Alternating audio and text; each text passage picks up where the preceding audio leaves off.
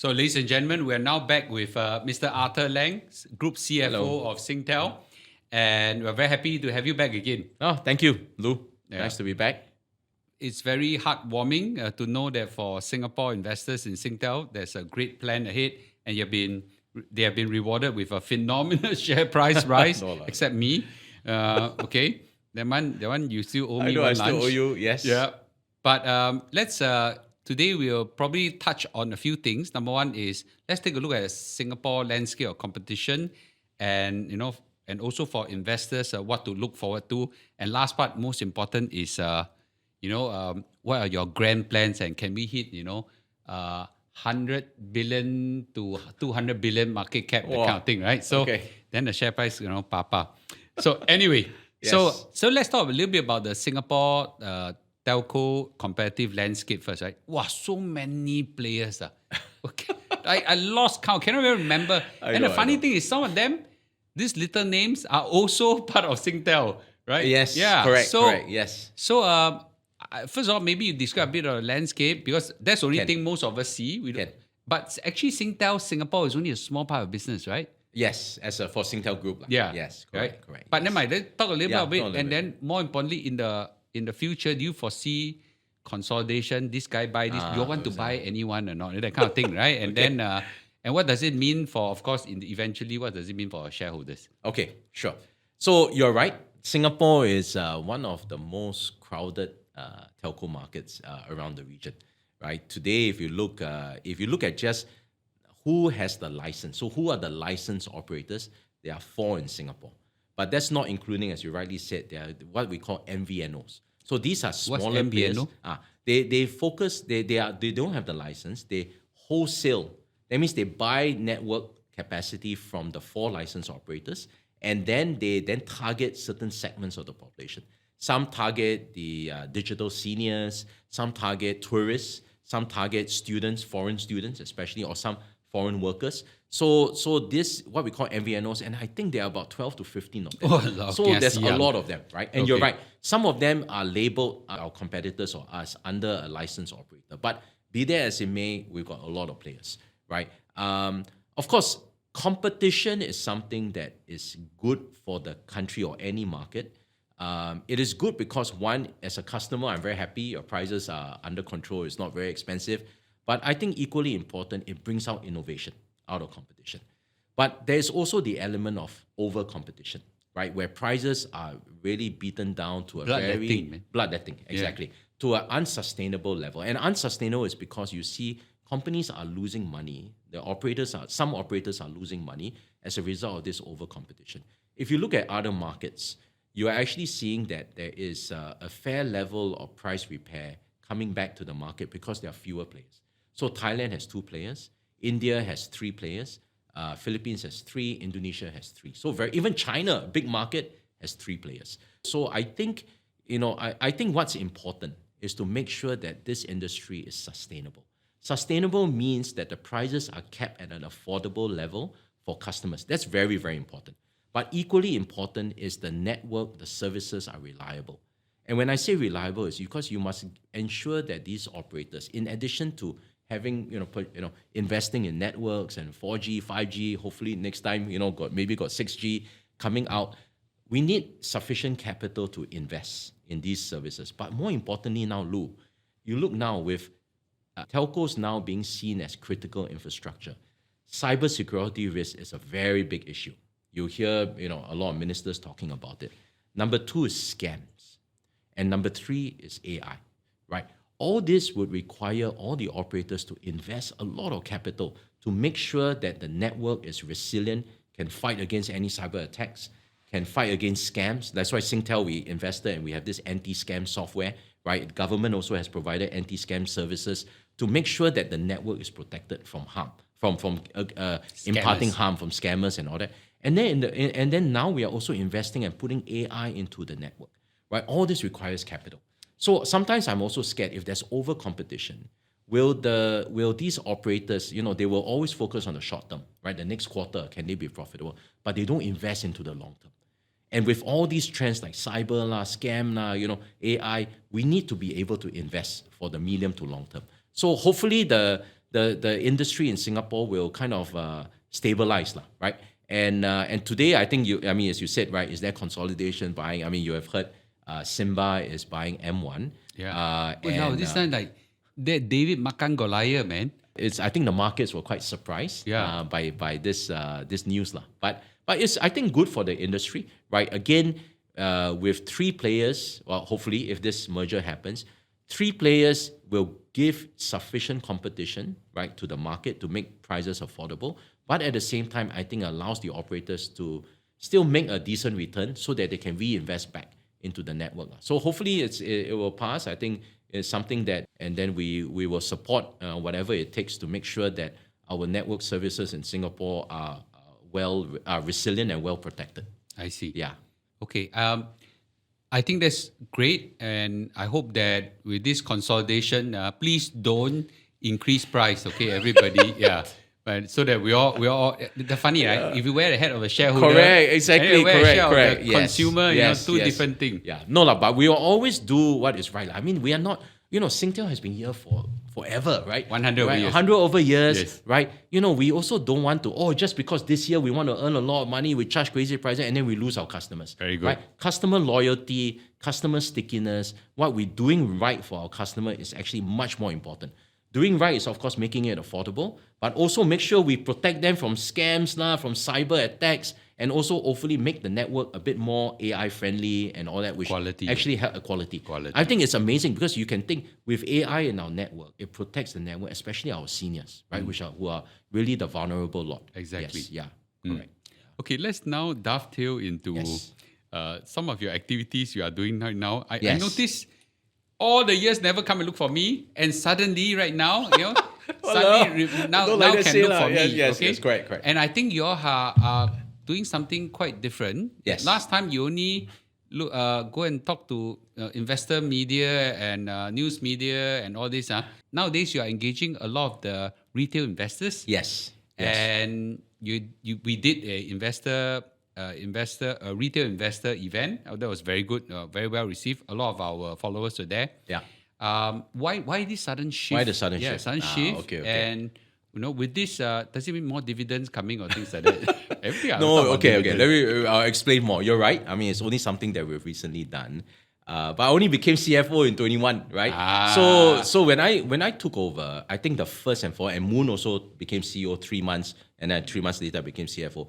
We really needed to focus on the fire that's right in front of us, right? It's really turning the business around. That is the most important thing. After that, once we come up with the strategy, we need to explain that strategy. And you are absolutely right. We've been focusing on the big boys and big girls, right? The institutional investors. Then we realized after a few years, I realized that we need to talk to the retail investors as well. Every time I see AGM, even in my previous job and now Singtel, I see the profiles, the uncles and the aunties, they come. Sometimes after the AGM, they meet me, they say, hey, I got dividend. I'll tell you a story. Just a few weeks ago, I was walking down, getting a bite, right? This old lady suddenly come to me and she pointed at me and smiled. Singpost. Then I, huh? Singpost. Then she said, hey, sorry, Singtel. Then I said, yes, my name is Arthur, not Singtel. But I work for Singtel. Then she laughed. She said, I've seen you before. I said, yes. You are then she ting, CFO. I said, yes, wow. Singtel. I said, good, thank you for giving us more dividend. This kind of thing, gives me the reason why I want to work. It's this uncles and aunties on the street. Now, I don't know how many shares she owns, but even 1,000 shares is worthwhile, right? So this is the purpose that why we want to reach out to our retail investors, right? Because they don't own big chunks of shares, but it matters to them. The dividends matter, our performance matter. Now, again, I can never guarantee performance, but what we can guarantee is the management will work hard to really turn it around, right? And to really improve and continue doing well. Okay. Now, the other issue we found out is, Singtel got 1 million retail shareholders, which is a lot more. You are the biggest, right? Yeah, we are the biggest by biggest. far. Not like the second biggest is 900,000. The second biggest is like 300,000. Really? Yeah. So we are like, wow, all the more we should engage. So? SDS, which is Singtel discounted shares.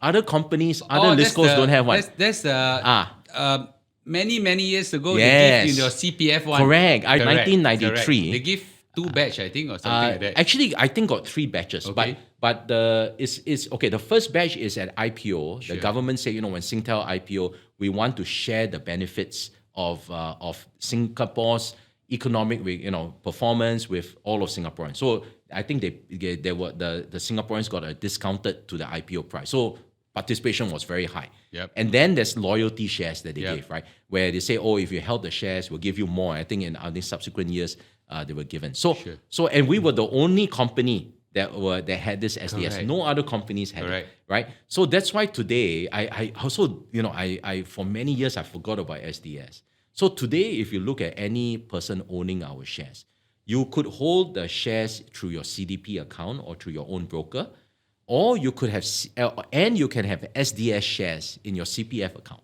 In your CPF. In CPF, I correct. see. So this is not in CDP or your broker account. So for people who don't know, right, you can go into your, go to the CPF app, Sure. right? Use SingPass, you get in. I think under my dashboards, there's an investment section. You click, and your SDS numbers are there. I sell in terms them of all number of shares. many decades ago already. Are you sure? SDS you Yeah, sold? I sell them already. Alamak, I why think you my sell? father, 87 years old, still have. You should go and ask him and find out. So, right? so what should we do now? So you could, it depends how old you are, right? And Okay. depends whether you have, and you are Mr. CPF, you can have a separate session on this.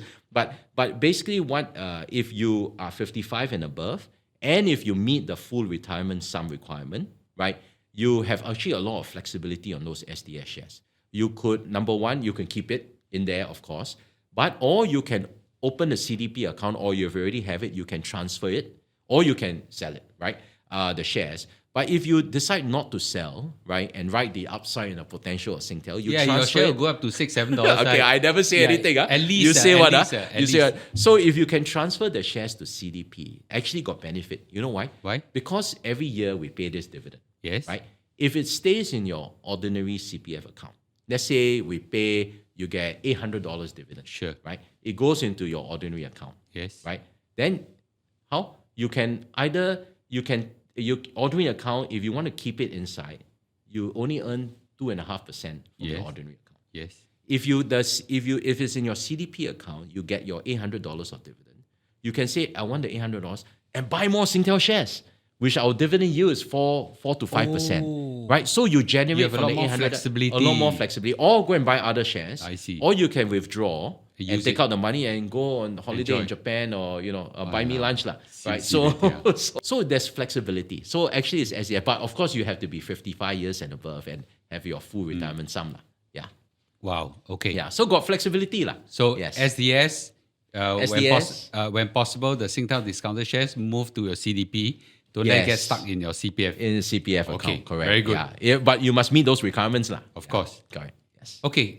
Maybe in wrapping up, Yes. I want to go back to the Singtel going to $6, $7, $8. Well, okay. I just want to know what are the high level plans you have in a simple way. Explain to all of us that you are doing that can help us go towards that direction. I never say how much. Okay, I just yes. say $6, $7, $8. I cannot predict. Yeah. Maybe 5. I don't know. No, don't know. And that's the one will achieve by end of the year. Okay. But anyway, so jokes aside, Yes. what are the strategy you have that will move towards there? Okay.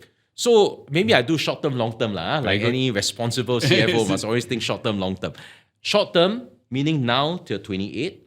I think we are in good shape. Okay. Right? I think there is enough to pay out the VRD, and our operations, we need to continue executing, like laser focus on execution. If like that both can, our operating profits, underlying operates grow, core dividend grow, our VRD gao liao, right? We have, as I said, we're ready to Already in the pocket 5.6 in the pocket, Yep. so we just pay out slowly, right? So every year we grow up to 28. Now we are very focused on thinking what's beyond 28. Okay. Right? And we need to make sure that we position ourselves for the future, right? And this now, the current, present, and the future is very luana, right? There's so many geopolitics happening and all that. So we need to make sure that our resilience as a business continues, right? So today, Singtel, it's about 85% telco business. So mobile, fixed broadband across the region, right? So about 15% is what we call non-telco business. So this is our digital infrastructure and IT services. Which means you're still very telco centric. Very telco-centric. Okay. Right. Now, telco is still, as I mentioned, still growing in our Thailand Cash business, cow. cash cow, and all that. So that gives you that stability. But we need to shift. We need to shift so that we can continue to grow at a very steady and a good rate, not like 1-2%, but a higher, hopefully high single digit type.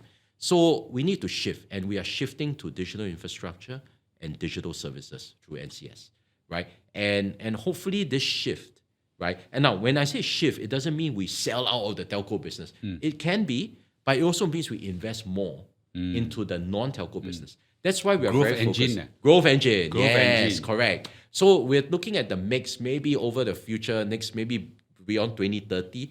We're looking at maybe the mix to 85-15 to maybe 70-30 or 65-35. Wow. Right. Yeah. So it's a investment into data. That's why you've seen data centers. We have said many times we are looking to invest. Yeah. Right. But we need to invest smartly. Some rumor, right? You all want to buy something, right? Yeah, some big one. Okay, that one you refer to the SGX announcement. Okay. We confirm that there are discussions happening, Okay. but there's no certainty of a deal. Still negotiation. Steady execution. That's something you will get the assurance from us. I see. Steady execution and in operations and our capital management. I see. Yeah. So that's the plan. We call it internally, we want to change the complexion of Singtel.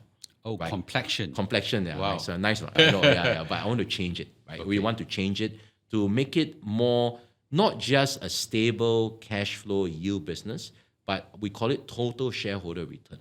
Meaning you got your yield very stable, but the yield keeps growing. You need some growth in it. Yeah. So that's what we're thinking of. Wow. Yeah. Why so exciting to see some of these plans that you have. I know. But we've got a lot of work to do. Wonderful. Right? But we've got a fantastic team. So actually, if anyone listening want to join Singtel, please consider joining us. But anyway, wow, that's a great, Yeah. exciting plans that you have, and thank you for sharing this with our followers. And I think they will make their judgment. Okay, and I am very positive about it. I know you. I know Moon for For many years, right? 20 over years. 20 Very visionary and Yes. super impressive. And I really wish you all the best. And I'm very confident you guys can deliver what you say. Yeah, hope so. But thank Yeah. you for the support and Yeah. all the shareholders. Really Wonderful. appreciate that. Yes. Okay. Thank you. So with this, let's thank Arthur for this very interesting interview, and we look forward to all the exciting things coming to pass. Okay. Thank you very much, Lou. Thank you, sir. Thanks for your time. Thank you. you. Yeah. Thank you. Okay. Thank you. Thank you. Thank you. Thank you. Bye.